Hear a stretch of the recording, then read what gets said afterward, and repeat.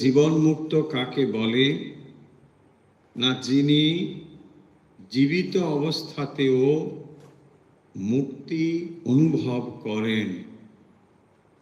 তার দেহ রয়েছে, শরীর ধারণের প্রক্রিয়া রয়েছে, তিনি আহার গ্রহণ করেন, কথা বলা রয়েছে, মানুষের সঙ্গে তিনি কথা বলেন, কাজ করেন, কিন্তু অন্তরে তিনি জানেন আমি দেহ নই, আমি চৈতন্য। একেই বলা হয়েছে জীবন মুক্ত অবস্থা। ইয়ৎ কিঞ্চিত পশ্যতো ভেদম ভয়ম ব্রূতে যয়ুশ্রুতিঃ।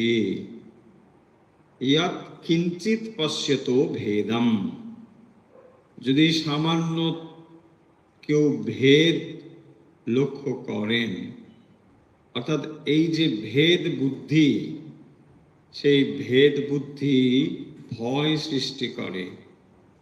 তাহলে দুটো জিনিস এই শ্লোক থেকে আমরা বুঝতে পারছি। জীবত যস্য কৈবল্যম বিদেহে চ কেবলঃ। যখন তিনি জীবিত রয়েছেন, তিনি মানে কে? যিনি এই জ্ঞান সাধনা করছেন, তার চূড়ান্ত অবস্থায় যিনি সিদ্ধি লাভ করেছেন, সেই অবস্থাকে বলা হয়েছে জীবন মুক্তি।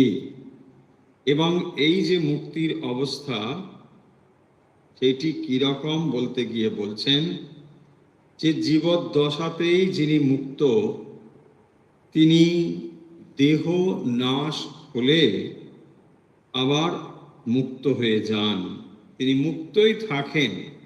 তাহলে দেহ থাকলেও তিনি মুক্ত, দেহ না থাকলেও তিনি মুক্ত।